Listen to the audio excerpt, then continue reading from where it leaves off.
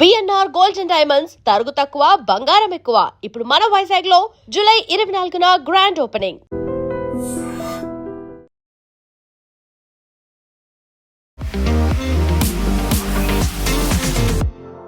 Welcome to news and నిజాలు. This is Lumbini.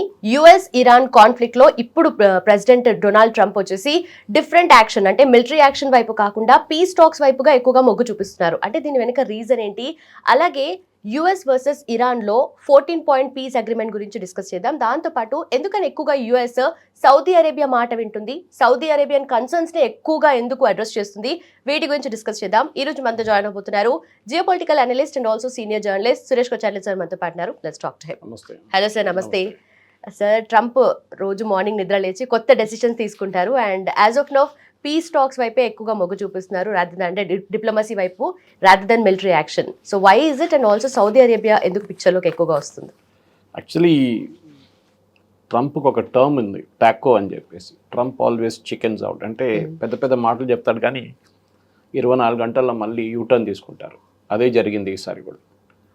2 రోజుల ముందు అన్నారు మేము one of the biggest bombing campaign చేయబోతున్నా ఇరాన్ మీద అని చెప్పారు.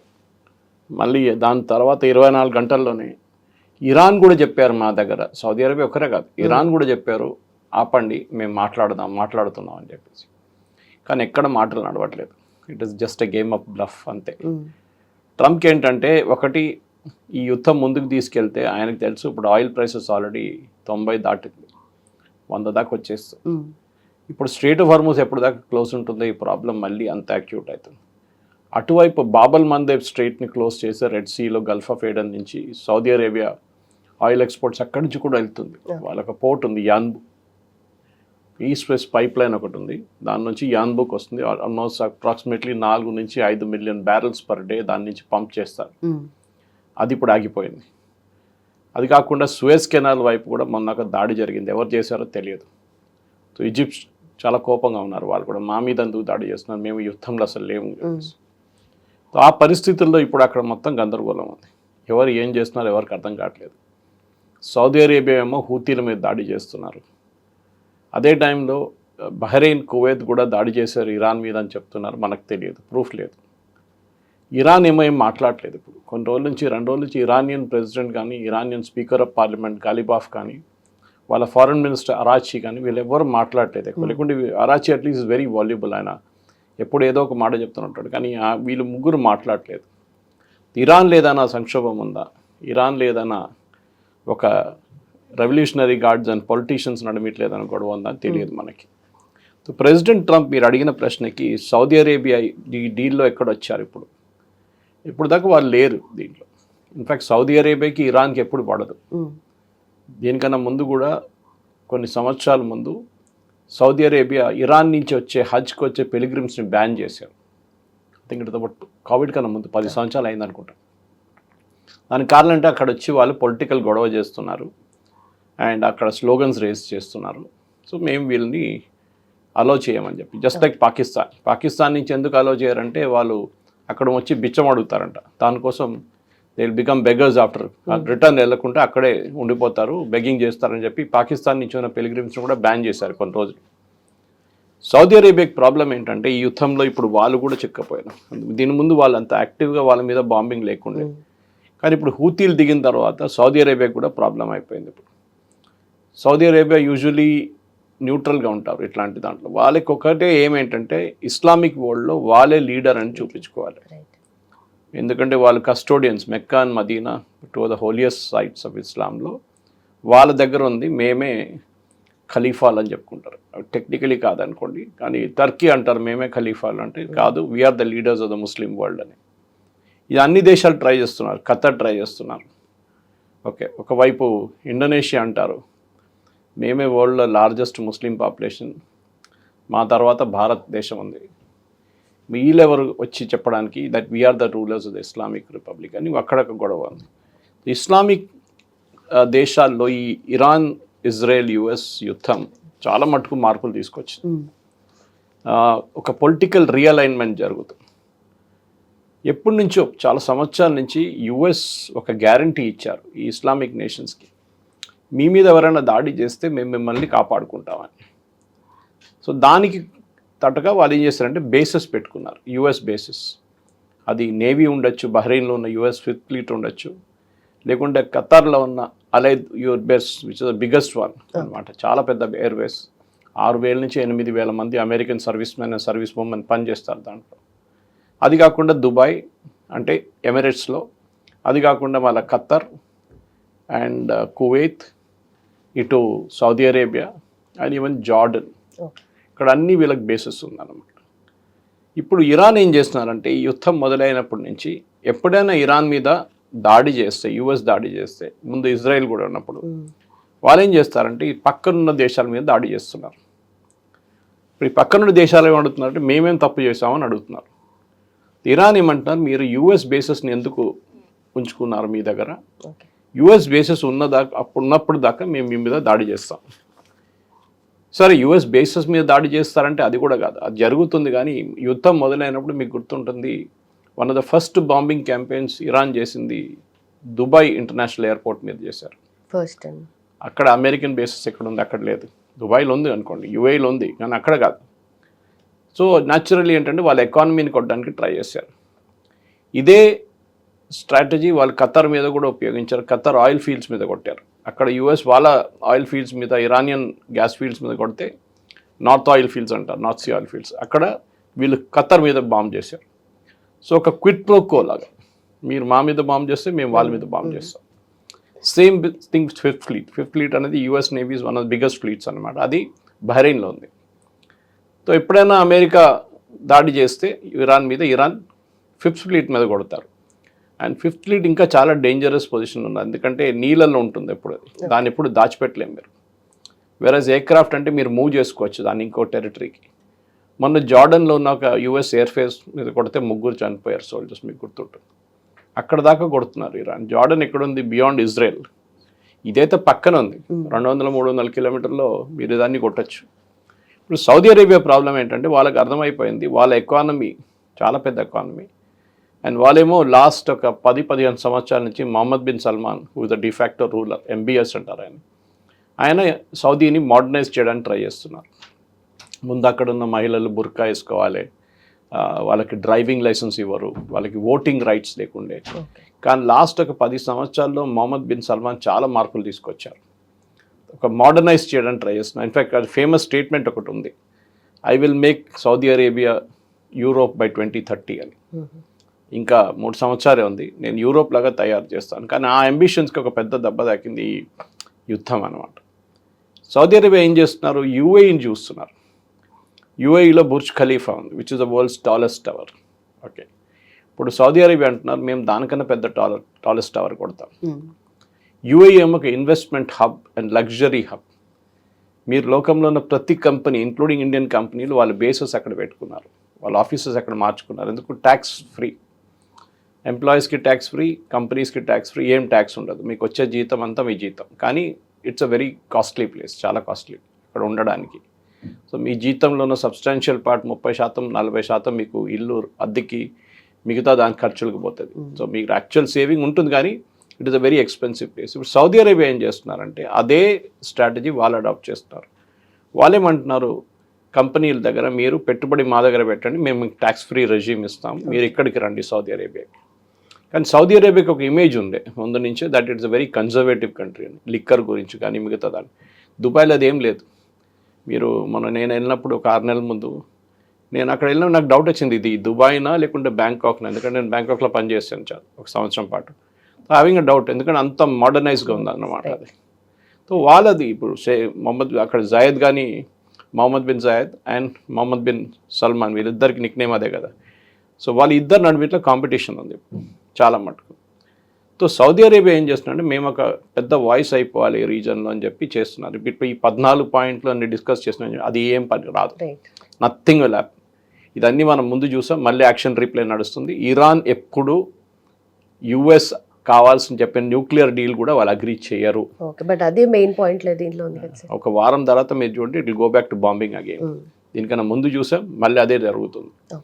ఇది సౌదీ అరేబియా చెప్పిన మాటకు వీళ్ళు పట్టించుకోవాలని లేదు, ఇరాన్ అస్సలు పట్టించుకోరు. ఎందుకంటే ఒకటి, వీళ్ళిద్దరు డిఫరెంట్ టెనెట్స్ ఆఫ్ ఇస్లాం నుంచి వస్తారు. Iran is a Shia nation, Saudi Arabia సున్నీ.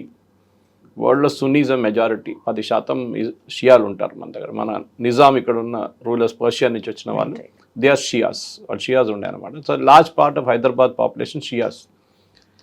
వాళ్ళ దగ్గర వాళ్ళ కాన్సెప్ట్ డిఫరెంట్ ఉంటుంది. వాళ్ళకి సున్నీస్కి ఎప్పుడు పడదు. షియాస్ మొహరం అబ్జర్వ్ చేస్తారు, సున్నీలు చేయరు. సో సౌదీ అరేబియా ఇరాన్ నడిమిట్లో ఎప్పటి నుంచో గొడవ ఉంది. ఆ గొడవకి ఇంకా పెద్ద ప్రాబ్లం ఎక్కడ వచ్చిందంటే యెమెన్తో వచ్చింది. యెమెన్ అనేది సౌదీ అరేబియా బాటమ్ పోర్షన్లో ఉన్న ఒక కంట్రీ.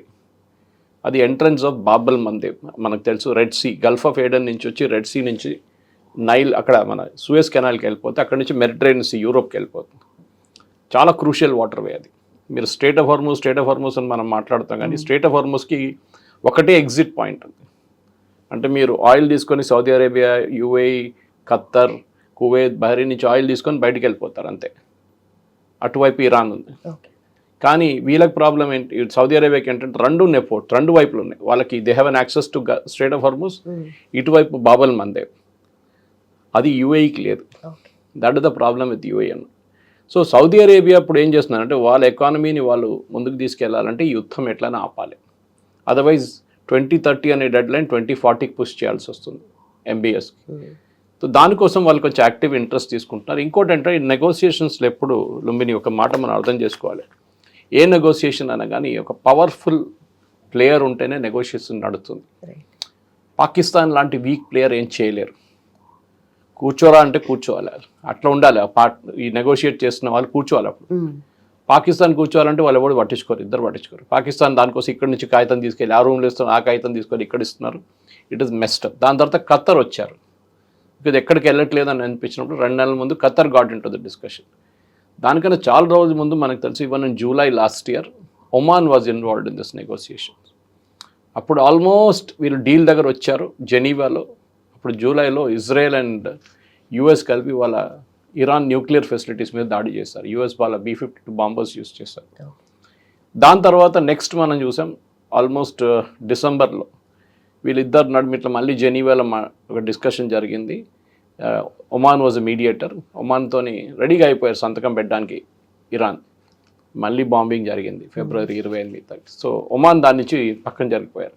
వీఆర్ నాట్ ఇంట్రెస్టెడ్, ఎందుకంటే మేము ఎప్పుడు కూర్చున్నా కానీ మీరు బాంబే వేసేస్తున్నారు. అప్పుడే ఇప్పుడు సౌదీ అరేబియా దిగారు. సౌదీ అరేబియా అంటున్నారు మేము మాట్లాడుతున్నామని, కానీ ఏం మాట్లాడుతున్నారో ఎవరికి అర్థం కావట్లేదు. బికాజ్ ఈ 14 పాయింట్ MOU మీరు చెప్పింది ఎవ్వరు పట్టించుకోరు. యుఎస్కి కావాల్సిన కండిషన్ ఏంటి, Iran should not have a nuclear weapon, straight of Hormuz completely ఓపెన్గా ఉంచుకోవాలి. ఇరాన్ చాలా క్లియర్గా తెలుసు, ఏ దేశం దగ్గర న్యూక్లియర్ టెక్నాలజీ ఉండదో, న్యూక్లియర్ వెపన్ ఉండదో వాళ్ళని ఎవరు పట్టించుకోరు.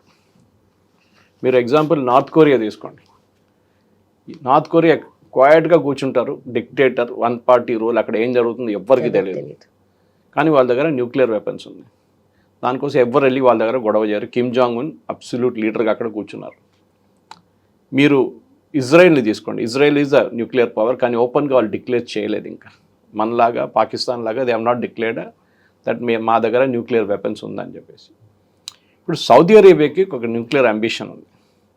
వీళ్ళందరి దగ్గర న్యూక్లియర్ వెపన్స్ ఉంటే మేము ఎందుకు పెట్టుకోకూడదు అని చెప్పి. కానీ అది అమెరికా ఎప్పుడు అగ్రీ చేయరు, ఎందుకంటే ఆల్రెడీ ఇరాన్తోనే పెద్ద ప్రాబ్లం అవుతుంది. So Iran should not have a nuclear weapon అని చెప్పారు. కానీ ఇరాన్ ఏమంటున్నారు, అది మా సావరెంటీ క్వశ్చన్, మమ్మల్ని సీరియస్గా తీసుకోవాలంటే మా దగ్గర న్యూక్లియర్ వెపన్స్ ఉండాలి. దీనికి ఒక ఎగ్జాంపుల్ ఇస్తాను మీకు. న్యూక్లియర్ వెపన్స్ లేకుంటే ఒక దేశం పరిస్థితి ఏమైపోతుందంటే యుక్రెయిన్ చూసి నేర్చుకోవాలి మనం. సోవియట్ యూనియన్తో ఉన్నప్పుడు యుక్రెయిన్ దగ్గర న్యూక్లియర్ వెపన్స్ ఉండే, కానీ సోవియట్ యూనియన్ బ్రేకప్ అయినప్పుడు, యుఎస్ఎస్ఆర్ బ్రేకప్ అయినప్పుడు రష్యా ఏం చేస్తారంటే యుక్రెయిన్లో వచ్చి వాళ్ళ న్యూక్లియర్ వెపన్స్ అంతా తీసుకెళ్ళిపోయారు. మీకెందుకు న్యూక్లియర్ వెపన్, మేము కాపాడుకుంటాం మిమ్మల్ని అని చెప్పేసి.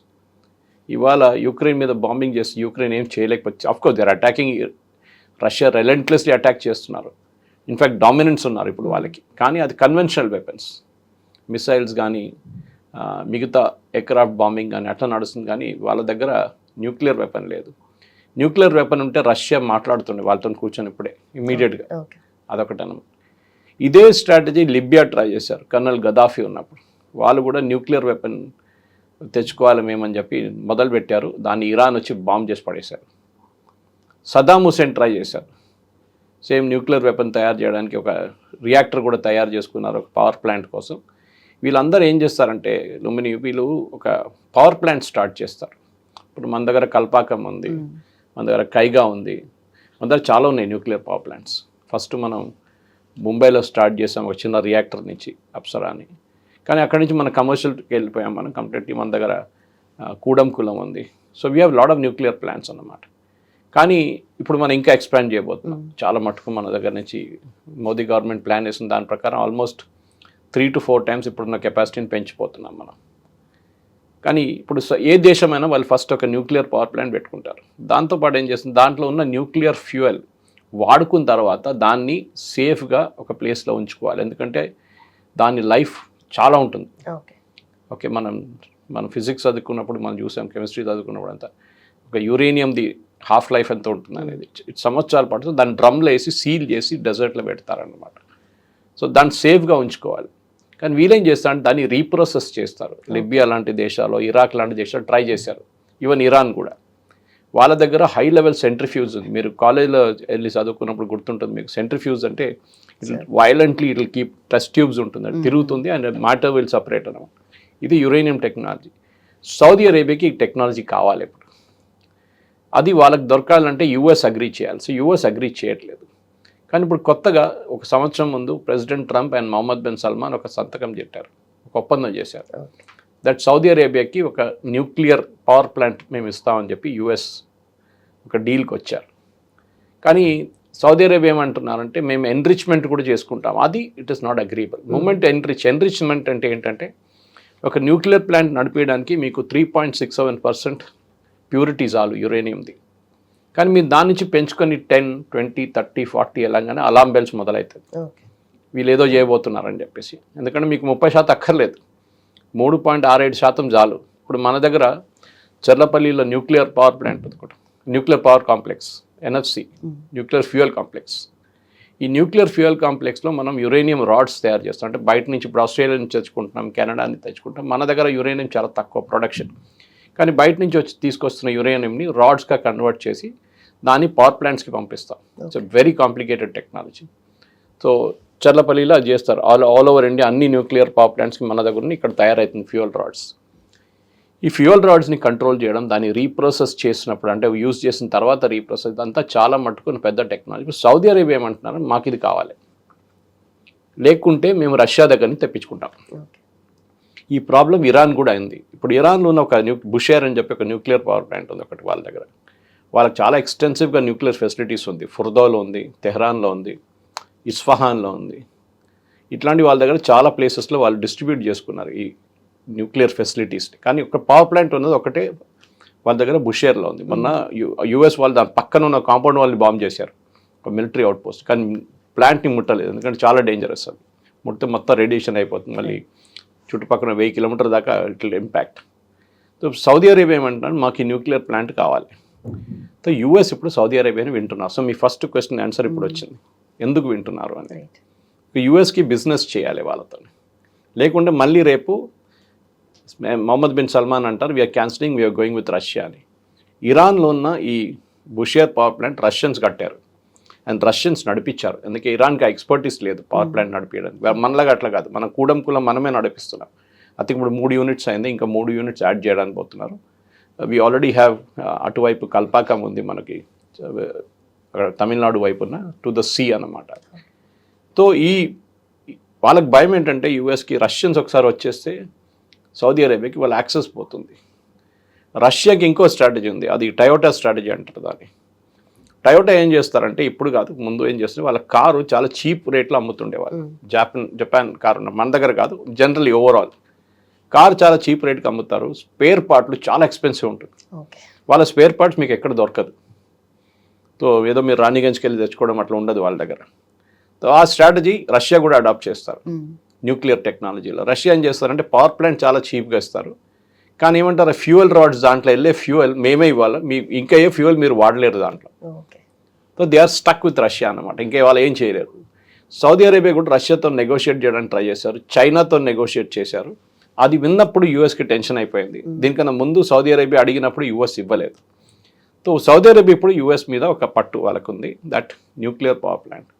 సో మీరు ఈ యుద్ధం ఆపితేనే మేము ఈ న్యూక్లియర్ పవర్ ప్లాంట్ని అనుమతిస్తాం, అప్పుడు దాకా మేము పెట్టలేదు, ఎందుకంటే రేపు ఇరాన్ దాని మీద కూడా దాడి చేయొచ్చు, which be the most catastrophic thing అనమాట. సో ఈ జరగకుండా చూసుకోవాలి వీళ్ళు. సో దానికోసం సౌదీ అరేబియా ఇప్పుడు యుఎస్తో మాట్లాడుతున్నారు అనమాట. అది ఇంకా ముందుకు ఎట్లా వెళ్తుంది మనం చూడాల్సింది, ఎందుకంటే ప్రెసిడెంట్ ట్రంప్ ఎంత నెగోషియేట్ చేసినా, ఇప్పుడు సౌదీ అరేబియా నెగోషియేట్ చేస్తున్నా కానీ, ఖత్తర్ నెగోషియేట్ చేసినా కానీ, పాకిస్తాన్ నెగోషియేట్ చేసినా కానీ, ఒమాన్ నెగోషియేట్, ఇరాన్ ఎక్కడున్నారో వాళ్ళు అక్కడే ఉంటారు. Iran is a very hard negotiator. ఇది అర్థం చేసుకోవాలంటే మనం ప్రెసిడెంట్ ఒబామా టైంలో ఒక ఒప్పందం ఉండే, జేసీపీఓ అని చెప్పేసి, సేమ్ ఇరాన్ న్యూక్లియర్ డీల్. అప్పుడు ఇరాన్ దగ్గర ఏం చెప్పారంటే 2 సంవత్సరాలు నెగోషియేట్ చేశారు, 2 సంవత్సరాలు. Okay, senator John Kerry who the secretary of state అప్పుడు under president I think it was Barack Obama. ఆ టైంలో నెగోషియేట్ చేసి 2 సంవత్సరాల్లో చేసిన deal JCPO deal. JCPO deal solid deal ఉండే, అంటే దాంట్లో ఇరాన్ చాలా క్లియర్గా చెప్పారు, నెక్స్ట్ 15 సంవత్సరాలు మేము యురేనియంని 3.67 నుంచి పైకి తీసుకెళ్ళాము, దానికోసం ఇన్స్పెక్షన్స్ కానీ అన్ని సర్ప్రైజ్ ఇన్స్పెక్షన్స్ అన్నీ మీరు చేసుకోవచ్చు.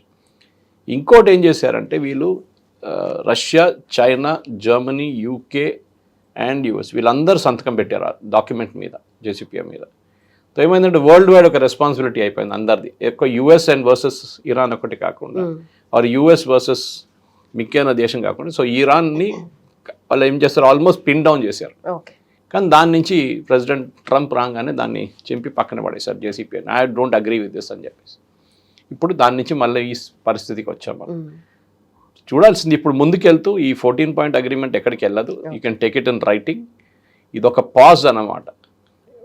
కొన్ని రూమర్స్ ఏముందంటే యుఎస్ దగ్గర ఆయుధాలు లేవు, సప్లై చైన్ ప్రాబ్లం ఉంది, వాళ్ళు కొత్త ఆయుధాలు తెచ్చుకోవాలంటే టైం పడుతుంది, వాళ్ళకి ఇంకో 2-3 నెలల ప్రొడక్షన్లో యుఎస్లో ఉన్న కంపెనీస్ ప్రొడ్యూస్ చేస్తున్నారు. అది ఆపడానికి మళ్ళీ ఏదో టాక్స్ వైపుగా వెళ్తున్నాం, డిప్లొమసీ వెళ్తున్నాం అని చెప్పి మాటలు. Correct, right. ఇరాన్ కూడా ఒకసారి, అంటే ఇప్పుడు ఈ పాయింట్ ఆఫ్ టైంలో ఇరాన్ ఎంత హార్డ్ ఉన్నా కూడా కొంచెం నెగోషియేషన్ విషయంలో కొంచెం ఏదైనా వీక్ అయిపోయిందా, అంటే ఓవరాల్గా వాళ్ళకున్న మిలిటరీ పవర్ కానీ లేదంటే ఎకనామిక్ కండిషన్స్ని బేస్ చేసుకొని ఏమైనా వీకెన్ అయిందని అనిపిస్తుంది సార్? ఇరాన్ మెయిన్ ప్రాబ్లం ఏంటంటే వాళ్ళ ఎకానమీ మొత్తం ధ్వంసమైంది లాస్ట్ 15 సంవత్సరాలు, నాట్ ఈవెన్ 15, 47 అని చెప్పొచ్చు. 79లో జరిగిన ఖొమేనీ వచ్చినప్పుడు జరిగిన ఇరానియన్ రెవల్యూషన్లో అమెరికాలో, అప్పుడు తెహరాన్లో ఉన్న అమెరికన్ ఎంబసీ లోపల దూరి అక్కడున్న ఎంబసీ స్టాఫ్ని హాస్టేజెస్గా ఉంచుకున్నారు 1 year ఆల్మోస్ట్. దాని తర్వాత పెద్ద నెగోసియేషన్ నడిచి వాళ్ళకి బయటకు తీసుకొచ్చారు. కానీ అప్పటి నుంచి ఇరాన్ మీద శాంక్షన్స్ ఉంది, ఇరాన్ బయట బిజినెస్ చేసుకోలేరు. తర్వాత న్యూక్లియర్ ఇష్యూ వచ్చినప్పుడు ఇరాన్ ఇంకా ఆయిల్ కూడా అమ్మలేరు మార్కెట్లో అని చెప్పేసి ప్రెసిడెంట్ బైడెన్ టైం నుంచి మళ్ళీ స్టార్ట్ అయింది. దానికన్నా ముందు బిల్ క్లింటన్ టైంలో కూడా ఉండే వీళ్ళ మీద. ఇప్పుడు వీళ్ళు అమ్మిన ఆయిల్ డబ్బులు కూడా బ్యాంకులు గుంజుకుంటున్నారు. ఇప్పుడు మీకు ఇప్పుడు వీళ్ళు అమ్మారనుకోండి ఇరాన్, మనకు అమ్మితే మనం ఆ డబ్బులు ఇరాన్కి ఇవ్వలేకపోతున్నాం, అది ఇమ్మీడియట్లీ అమెరికా ఫ్రీజ్ చేసేస్తున్నారు దాన్ని. సో వీళ్ళని బ్యాంకింగ్ సిస్టమ్ నుంచి బయట తీసేశారు.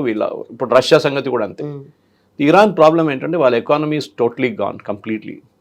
ఇన్ఫ్లేషన్ ఆల్మోస్ట్ 100% ఉంది, కరెన్సీకి అసలు విలువ లేదు. ఒక ప్యాకెట్ బ్రెడ్ కావాలంటే చిన్న ఒక ఆటో లాంటి, మన దగ్గర ఉన్న ఆటో లాంటి దాంట్లో కరెన్సీ పెట్టి తీసుకెళ్ళాలి దింపి, అప్పుడు ఒక లోఫ్ బ్రెడ్ వస్తుంది. అంత కంప్లీట్లీ వర్త్లెస్ అయిపోయింది. ఇరాన్ ఎకానమీ చాలా దారుణ పరిస్థితిలో ఉంది. వాళ్ళు రెవల్యూషనరీ గార్డ్స్, అక్కడ 3 పవర్ స్ట్రక్చర్స్ ఉన్నాయి ఇరాన్లో. ఒకటి ముల్లాలు, ద రిలీజియస్ లీడర్స్, ఖమేనీ లాంటి వాళ్ళు. ఇప్పుడు ముస్తఫా ఖమేనీ వాళ్ళ ఫాదర్ ఉండే, దానికి ముందు అయతొల్లా ఖొమేనీ ఉండే. ఇంకొక పవర్ సెంటర్ ఏమో రెవల్యూషనరీ గార్డ్స్, ఇది వీళ్ళు అపాయింట్ చేసిందే. ఓకే, ఎవరు ముల్లాలు. మూడోదేమో పొలిటీషియన్స్, అరాచి, గాలిబాఫ్, పెస్కేషియాన్, వీళ్ళు ఉన్నారు. వీళ్ళు ముగ్గురు నడిమిట్లో ఎస్పెషలీ ఒక రెవల్యూషనరీ గార్డ్ అండ్ పొలిటీషియన్ నడిమిట్లో చాలా మటుకు ఘర్షణ నడుస్తుంది. ఇప్పుడు స్ట్రెయిట్ ఆఫ్ హార్మూజ్లో షిప్స్ మీద దాడి చేసి స్ట్రెయిట్ ఆఫ్ హార్మూజ్లో ట్రాఫిక్ ఆపినప్పుడు న్యాచురల్లీ యూఎస్ ఏమన్నారు, మేము మీ షిప్స్ కూడా ఆపేస్తా అని చెప్పి ఇరానియన్ షిప్స్ ఆపేశారు. ఇరాన్కి ఎక్కడి నుంచి రెవెన్యూ లేదు. ఇప్పుడు వాళ్ళకి ల్యాండ్ రూట్ నుంచి తీసుకెళ్ళాలంటే చాలా ఎక్స్పెన్సివ్ అవుతుంది ఆయిల్. ఫర్ ఎగ్జాంపుల్ మీ దగ్గర ఒక 2 మిలియన్ బ్యారెల్స్ ఉన్న ఒక సూపర్ ట్యాంకర్ తీసుకోండి, ఆయిల్ ట్యాంకరు.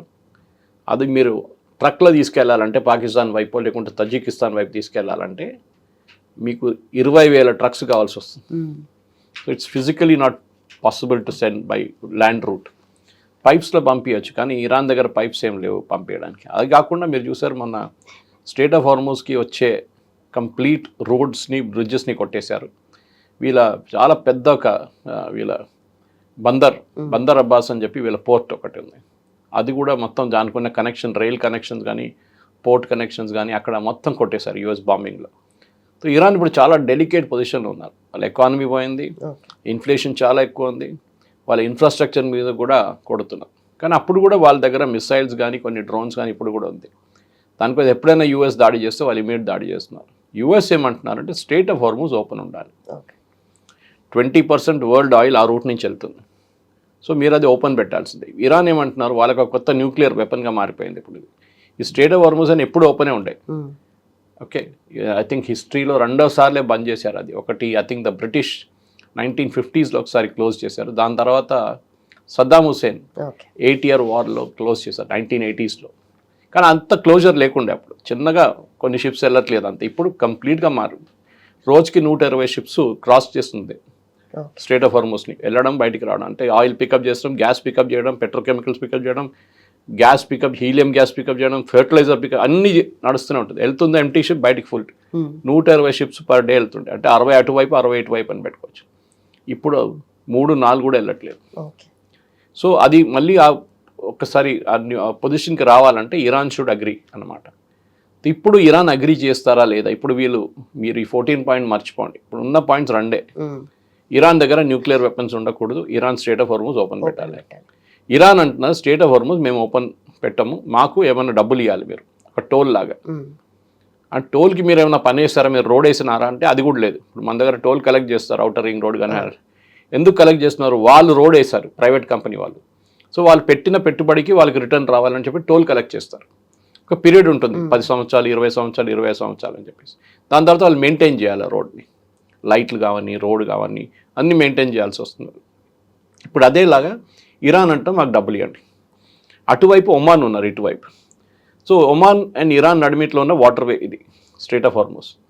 ఇప్పుడు షిప్స్ అన్నీ ఒమాన్ వైపు నుంచి వెళ్ళాలని చెప్పి యూఎస్ ఆర్డర్ ఇచ్చారు. ఇరాన్ అంటున్నారు ఒమాన్ వైపు నుంచి మేము వెళ్ళనియం.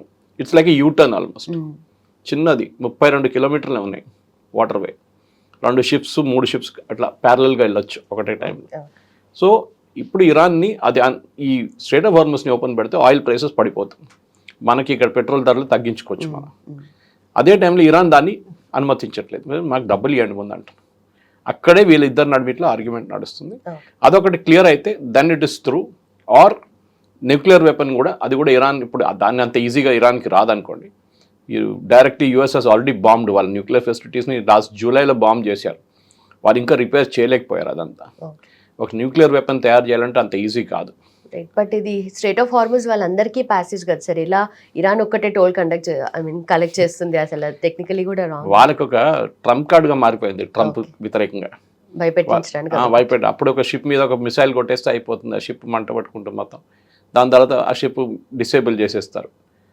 చాలా ఈజీ, చిన్న ఒక $20,000 ఒక డ్రోన్తో కొట్టచ్చు మీరు. సో అమెరికా ఇప్పుడు ఏమంటే మీరు ఒక షిప్ మీద కొడితే మీ బ్రిడ్జ్ మీద కొడతాం, ఒక షిప్ మీద కొడితే మీ పవర్ ప్లాంట్ మీద కొడతాం. So that is the war going on. So Iran కూడా అర్థమైపోయింది ఇది ఎక్కువ రోజులు మనం ముందుకు తీసుకెళ్ళలేము, some negotiated settlement has to come. అన్ని పాయింట్లు అగ్రీ చేయకపోతే, అది కూడా కాకుండా ఇరాన్ది ఆల్మోస్ట్ $260 బిలియన్ చాలా బ్యాంకులలో పడి ఉన్నాయి. ఇది ఫ్రీజ్ చేశారని చెప్పారు. అమ్మిన ఆయిల్కి డబ్బులు రావట్లేదు వాళ్ళకి. అది ఇప్పుడు ఇండియాలో కూడా ఉంది, మన దగ్గర కూడా ఉంది. మన బ్యాంకులో డబ్బులు పడి ఉన్నాయి, ఖతార్లో పడి ఉంది, సౌదీ అరేబియన్ బ్యాంక్స్లో ఉంది, యూరోపియన్ బ్యాంక్స్లో ఉంది. ఇరాన్ ఏమంటున్నారు ఆ డబ్బులు మాకు ఇవ్వండి. యుఎస్ అంటున్నారు ముందు మీరు న్యూక్లియర్ వెపన్ ఆపండి టెక్నాలజీ, మీరు మిగతా దాంట్లో అన్ని అగ్రీ చేస్తే మీకు ఈ డబ్బులు ఇస్తాం మేము, అప్పుడు దాకా ఈ డబ్బులు మీకు ఇవ్వం. కొత్త ఆయిల్ అమ్ముకుంటే అది కూడా అమ్మనేయట్లేదు. So Iran is caught in ఏం చెప్తారు, catch-22 సిచ్యుయేషన్ అంటాం ఇంగ్లీష్లో.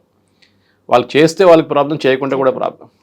సో వాళ్ళు ఇప్పుడు అగ్రీ చేయాల్సిందే. So there is no out go. దానికోసం ఇరాన్ ఇప్పుడు కొన్ని లాస్ట్ 2-3 డేస్లో చూస్తే క్వైట్ ఉన్నారు, కొంచెం ఎక్కువ బాంబింగ్ చేయట్లేదు. సో అది ఆపేశారు వాళ్ళ వైపు నుంచి. వాళ్ళకి ఇప్పుడు ఆయుధాలు తగ్గి ఉంటుంది స్టాక్, లేకుంటే వాళ్ళ దగ్గర ఏం చెప్తారు, ఎకనామిక్ సిచ్యువేషన్ అంత దారుణం అయిపోయింది.